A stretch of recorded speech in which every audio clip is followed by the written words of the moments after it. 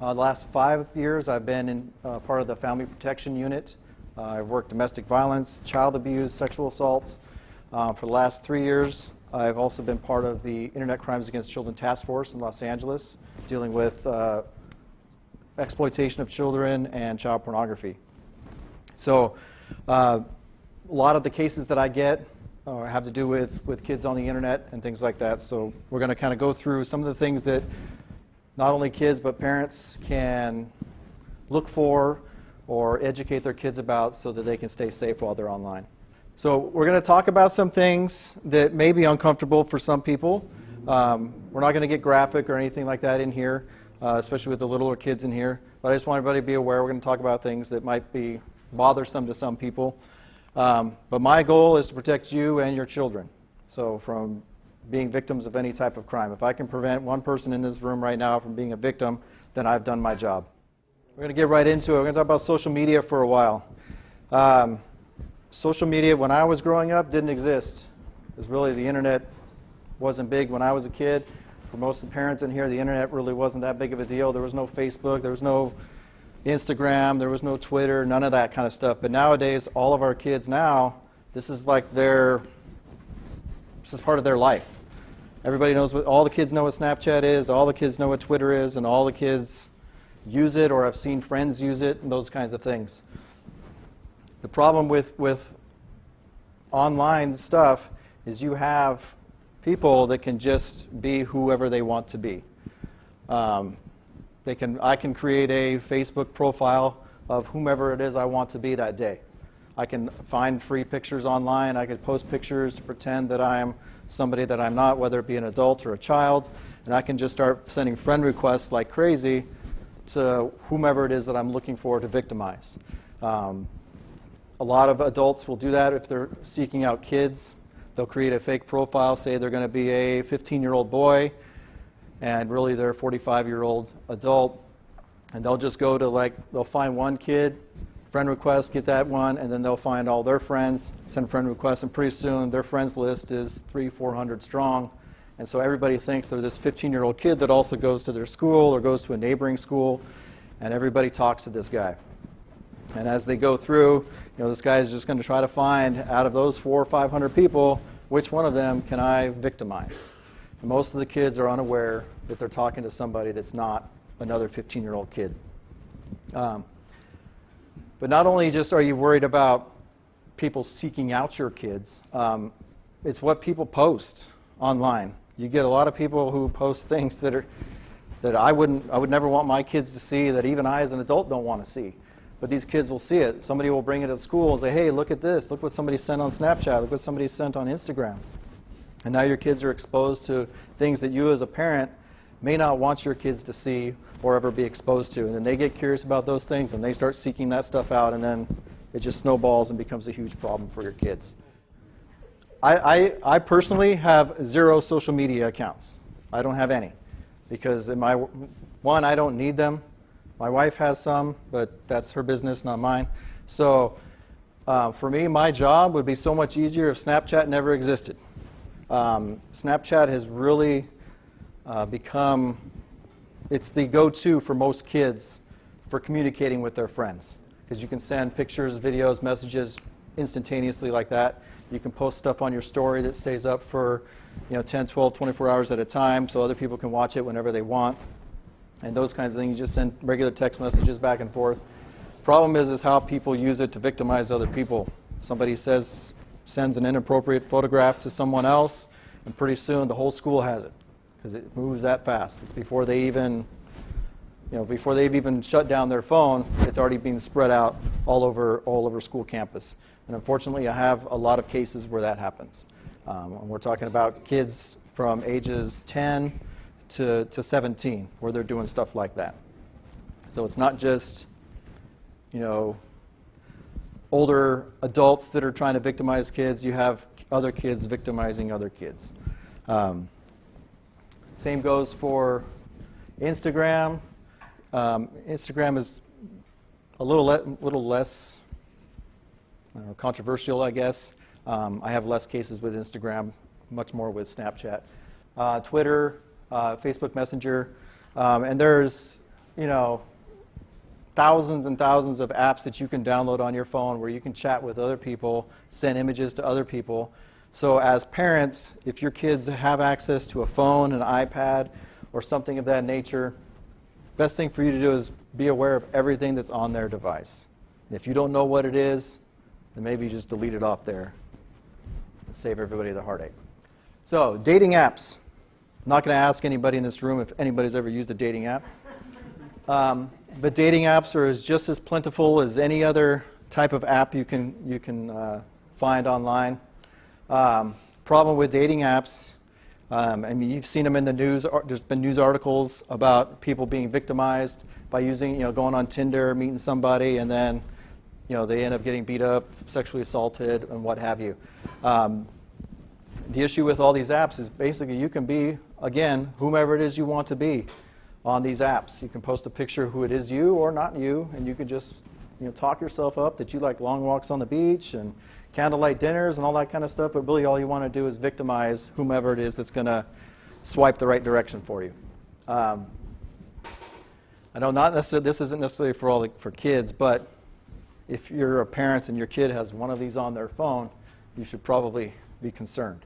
So, but all of these allow you to trade photos, all that kind of stuff. So it's just be aware about dating apps. Online games. These are some of the more popular games that are going on right now. You have millions upon millions of kids, adults, playing that game right now. Twitch is a website that allows people to stream. It's basically a game streaming website. So if you're a gamer and you want to stream your game so that other people can watch, you go to Twitch, you create an account, and either you can have your own camera set up to watch you, or they just watch your gameplay, however you want to do it. But people can go on there, you can chat with the person that's streaming, you can see them, all that kind of stuff. If you went on Twitch right now, you can search whatever game you want, and you can find tens of thousands of people that are streaming those games at that time. And all of them you can communicate with via a headset, a microphone. You can either, some broadcast their own image, some don't. Some are kids, some are adults. It really doesn't matter. But it allows your kids to come in contact with other people. And all of these games up here are cooperative games, can be cooperative games, meaning you play with other people. You can join, like on Fortnite, you can join a squad of 4. So you can have 4 guys, 3 of which you don't know, all teamed up with your child who are playing the game, and they all talk to each other. Your kid talks to them, they hear them speaking if they got a microphone, and all that kind of stuff. And obviously, they can say whatever they want because it's unregulated. They can say and do whatever they want over the airways when they're streaming these games. But most parents won't. They're just thinking, hey, my kid's just playing a game. He loves this game. It's not a big deal. It's what's inside the game that you got to be concerned about. Most of these games are violent games, but if somebody wants to victimize a kid, they're going to go where the kids are. And that's where the kids are. Like I said, there are millions of kids playing Fortnite right now. So we're going to talk about child exploitation for a little bit. So we're going to talk about child exploitation a little bit, because that is one of the things that I do at my job. Child exploitation can happen really fast. We kind of touched on a little bit about the guy creating the fake Facebook profile and luring kids that way. That's kind of how it happens. You have a girl who meets this guy on Facebook, right? He's a cute guy. She thinks he's kind of nice. He has all the right things on his Facebook page, so she thinks he's a nice guy that she wants to get to know better. So they chat for a while, send messages back and forth via Messenger, all that kind of stuff. And maybe this might go on for weeks or months. It doesn't matter. But at some point in time, he's going to ask her a question because he wants something more than just a friendship from her, right? He's going to ask her, he's going to show her a picture of himself, and he's going to ask, hey, can I see a picture of you in your pajamas? Look, here's a picture of me in my pajamas. She's thinking, hey, not a big deal. It's just pajamas, right? I got pictures of me in my pajamas all the time. No big deal. So here, boom, she sends it. No big deal. Now he's like, okay, so she's cool with sending me photos. So then they may chat for a little longer, or this may all happen one right after another. And then he just wants something a little extra. Hey, you got a picture of you in your bathing suit. She's like, well, I like this guy. He's a nice guy. He's a cute kid. Maybe I'll show him one. Here it is. Boom. No big deal. I take pictures in my bathing suit all the time. My parents got them all over the place. You know, I go swimming. It's not a big deal. And he's like, hey, I'll even show you a picture of me in my bathing suit. Here it is. Everything's good. And so she's fine with that. And then they're talking a little longer, and now he wants a little bit more. He wants to see a little more skin from her. Hey, can I see a picture of you in your underwear? Maybe the first time, maybe she says no. But he's going to keep pressing, he's going to keep pressing, he's going to keep pressing. And sooner or later, she's going to share a picture of herself in her underwear. And he says, hey, look, here's a picture of me in my underwear. And so she's okay with that. Now they've exchanged photos like that, and everything's good to go. And then he says, I want to see a little bit more, show me some skin. So she takes her clothes off for him, sends him a photo. It's gold. He has gold. He just struck gold with one photo. That's all he needs. That's all he needs from this kid. Because with that one photo, what do you think he's going to do? He's going to exploit her. He's going to say, I already know all your friends because we've been chatting on Facebook for 6 months.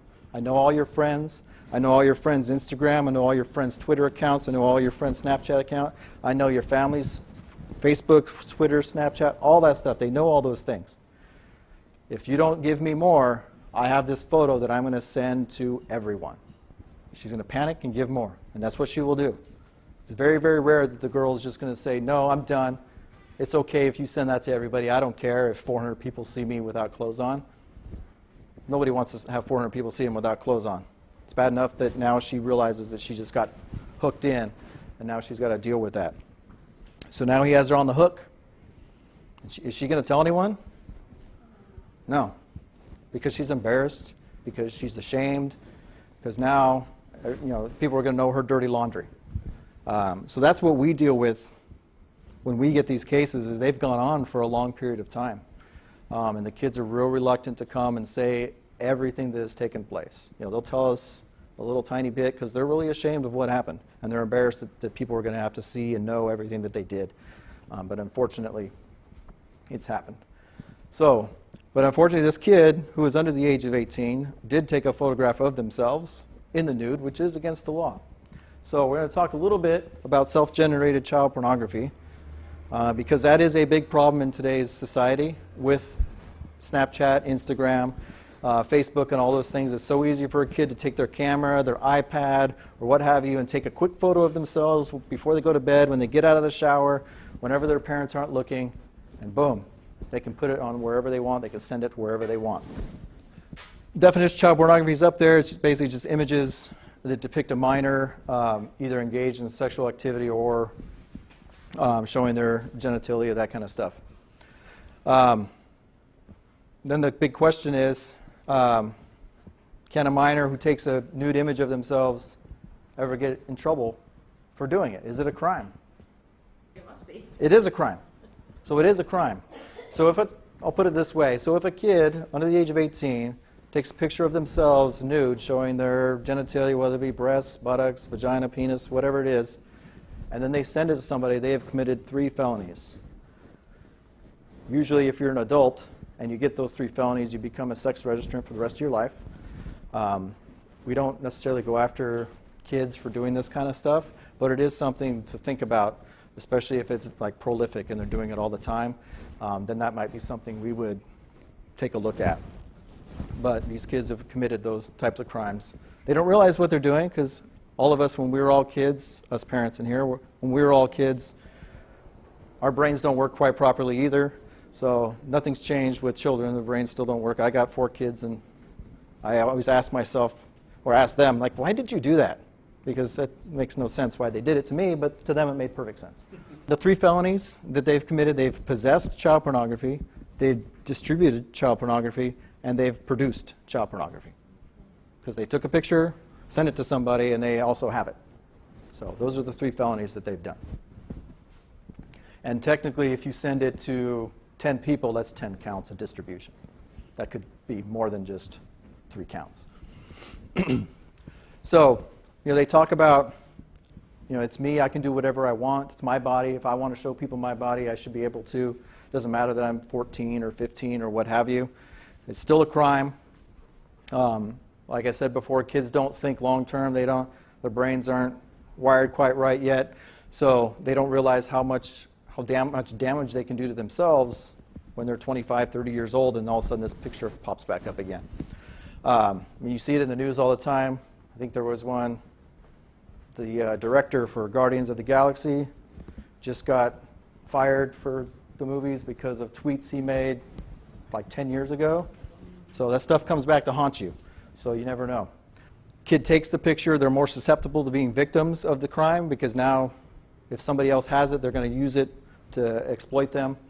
They're contributing to our problem. And I tell when I give a presentation similar to this to kids, I always tell them, do they want a 55-year-old man looking at their naked body? And the biggest thing is it can never be taken back. Once it's up, once it's out on the internet, it's there forever. Whoever has it is going to send it on to somebody else, who's going to send it on to somebody else, who's going to send it on to somebody else. And it's just going to keep going and going and going. We talked about how when kids take this, they don't want to tell their parents, they don't want to report. They're afraid. If the suspect has maybe threatened them before, whether it's, hey, I'm going to distribute this to your friends or family, or I'm going to cause physical harm to you because I know where you live, those kinds of things, they're afraid to report it because of that. They're embarrassed because, unfortunately, with my job, I have to see this kind of stuff as part of my job. Talking to kids or adults, they don't want other people to see the garbage that they've made. So they're reluctant to cooperate fully because they don't want other people to see it. And then testifying in court is difficult. I don't know, anybody served on jury duty before? Everybody hates going on jury duty, and you hate having to sit there when they're asking you all the questions. You're just nervous on that when they're asking you questions about your life and whether what you believe in, all that kind of stuff. How do you think these victims are going to feel when they're sitting up in front of a courtroom having to tell a bunch of complete strangers a bunch of their dirty laundry? So even I don't like testifying in court. I do it often enough. So these are some common laws. We talked about the possession already a little bit. So I deal a little bit with revenge porn. Revenge porn is basically when two consenting adults have images of each other or one or the other, whether engaging in sexual acts or of just their nude body parts. They take pictures of each other, and then one decides that they're going to use it against the other, or they're going to post it online, those kinds of things. California created a penal code for it finally, just a couple years ago, that now allows us to at least arrest somebody for it now. Back 3-4 years ago, we couldn't do it. There was really no crime. So California changed that law, and now we can do that now. Sexual exploitation of a child, 311.3, that's basically somebody taking that image that kid has given them and then using it against them to try to get more from them. Then we can charge them with that. Advertising for child pornography, so that guy who is trying to exploit the kid, if he's trying to tell someone else, hey, I got images of these 10, 12 girls or what have you, that's another crime we can use. And then obviously the possession. Like for me, I have a 14-year-old, but he does not utilize it. He has no phone, he has no iPads, nothing. He has a laptop that he gets to use, which is heavily restricted. But some people will say, hey, I only let my kids use it. You use the computer just in the living room, or they only get to use the phone when I'm around, those kinds of things. But how many times when you were a kid was your mom around or your dad around that you still did something you weren't supposed to do? So just because you think that you monitor your kids' stuff very well, kids are pretty savvy nowadays. They got friends who know all the tricks of how to delete stuff or hide stuff and things like that. So if they have something on their device that they don't want you to see, there's ways that they're going to use to try to cover that stuff up. So there's other ways. We talked about games, online games. If you have an Xbox or PlayStation, you can access the internet on those. You can communicate with other people that way. Same with the Nintendo DS, the same deal. And then obviously all the tablets. So you asked a question about what can we do. As parents, we have to take that nowadays with things the way they are nowadays. I mean, our parents didn't have to worry about those stuff when we were kids, but now we have to worry about how do we control our kids' access to all of this kind of stuff to make sure that they don't become victims or exposed to something we don't want them to see. Most devices nowadays, especially like routers and things like that, have a lot of parental controls on there. Phones have parental controls, computers have parental controls, iPads do. We talk about a router. Everybody know what a router is? That's basically how you connect to the internet through your home. Most people just use Wi-Fi nowadays. If you still have a desktop computer, I have a desktop computer that's hardwired into my router. Some people have all the TVs, smart TVs, connect to the internet. Those can be wireless or they could be hardwired. But the router itself, which is basically it's your gatekeeper. The router is your first line of defense in access inside your home. Outside your home, the router can't help you. But inside your home, it's your gatekeeper for all the information that comes in from the internet. And like I said before, they are really good nowadays with all the different ways that you can restrict access through your router. You can restrict devices, specific devices on your router. You can restrict content, time frames, all that kind of stuff. Up there is the IP address to your router. Most routers, that's their IP address. Some manufacturers might have theirs a little bit different. But if you went to your web browser on your phone, or your desktop computer, and you went to 192.168.1.1, that takes you to your menu for your router. Most routers nowadays, kids have to cover their ears. Most routers nowadays, I'm just joking. So they'll have a label on them that has the router's access information. It'll be a sticker. Usually it'll say, if it's from Verizon or Charter or what have you, that has the username and password to access the router. I would suggest you go in there and change the password. That way, even if somebody is in your house that you don't want in your house and they want to access your router for some reason, they can't just access it off the label that's on there. So you just go in there, change the password. It's pretty self-explanatory when you get into the router menu what you need to do. But like I said, you can block specific websites. Like if your kid is always on YouTube and you're like, you know what? I no longer want my kid on YouTube. You can go through your router and say YouTube is no more. And then YouTube is dead. So no matter what you type in, however you try to get it, your router will never allow anything that's on it to connect to YouTube. And then you can do scheduled blocking. You can have your router turn itself off to the internet at certain times of the day. So if you go to bed and your kid has a device and you're like, well, what's my kid doing after I've gone to sleep? Well, your kid can't do anything now because the wireless is off, because your router's set up that after 8 o'clock, boom, no more internet access. I mean, it may be not a good thing for you if you still like to do stuff, but that's a way you can control. If you're going to go on vacation, you're leaving your older kids at home, and you're not going to be there and you don't want them using the internet, well, there you go. You can block it. And since you changed the password, they can't go in and fix it. So, cell phones. Like I said, cell phones you can block them up as much as you like. iPhones, you go through restrictions on the settings menu, and you can set whatever restrictions you want, whether they can or can't download apps, whether they can or can't download certain apps, those kinds of things. Android phones, it's under parental controls in the settings menu. And the same thing. You can also get apps to monitor phones. Those are just a couple that I threw up there. I'm not advertising for any of them. I get no money for them. So these are just ones that are more popular to help monitor wireless devices and things like that. Gaming consoles. So like I said, gaming consoles can access the internet with both the PS4 and the Xbox. They all have accounts that you create when you start using it, if you're going to start using it online. If you have one of these devices at home, you create a master account that only you have access to, and that master account allows you to create sub-accounts, which allows you to control those sub-account restrictions. So each account you can set its own restriction of what types of content you want to be shown through the PS4 or the Xbox. You can limit it by age. They have age restrictions that you can deal with and stuff like that. And then the Nintendo DS is more like the settings are more like on how a cell phone is. You can set the parental controls for the same thing. You can do it by limiting the content that the Nintendo DS is allowed to access while it's being used. So let's say you forgot something to do something, and then somebody gets victimized. And now you're asking yourself, what do I do now? First, the most important thing is preserve the evidence that's there. So if your kid was victimized and did something dumb and sent a photo or something like that, the best thing you can do is leave it the way it is and call the police.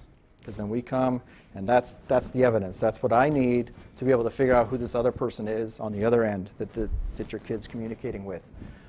If you know who the person is, say it's like some guy next door or 2 doors down or a relative or whomever it would be, don't confront them, because then that makes my job so much harder. So just call the police, call the police, call the police, and let us take care of it, and let us do all the work, the hard work, so that we can get justice for your kids. All right, that's the end of my presentation. Do you guys have any questions that I can answer right now? How common is this? I would say nearly half of my cases are related to this kind of stuff, which right now would be about 20 cases. So I probably get 10 to 15 of these cases a month. Out of the 10 to 15 cases I get, I would say a good 80 to 90% of them involve anybody under the age of 18. But this can, I mean, you can be an adult and get victimized the same way. And I have those cases, but just they're few and far between. But yeah, I mean, I've had as young as 10, and I've had had adults. So this goes for streaming apps. You know, there are lots of apps out. I mean, like I said at the very beginning, there's so many apps that are being made every day. I mean, there's thousands of them. That I had a case where an app that came out, I was like, I didn't never even heard of that before. And it's just a streaming app where people can stream themselves, and there's, you know, you can chat with people at the same time, so their chat comes up on the screen, and so they're daring kids to do certain things, and kids, you know, not thinking, do dumb things. So it's really just being, you know, watching your kids, knowing what your kids are doing, monitoring their usage of their devices, educating your kids on what to watch out for, just so they don't become victims of stuff like this. But if you want to send me an email, if you have specific questions later, my information is up here, my email address is up here, and I think it really just boils down to parents being educated about what their kids are up to.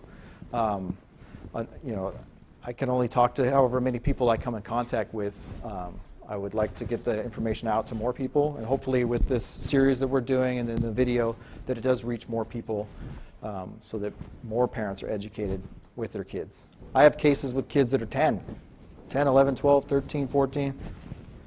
They're all doing, you know, they're all online, they're all connected, and they use Snapchat, they use Instagram, they use all those things, and all it takes is one guy or one girl to decide that they're going to do something dumb, and then everybody jumps on the bandwagon and continues the dumb things. They're doing it for attention, all those kinds of things. And unfortunately, you know, it seems like the trend is scooting younger and younger and younger. And now I'm into grade school kids that are doing this kind of stuff. It used to just be high school, and then it was middle school, and then quick jump now to grade school. So unfortunately, that's where we're at today.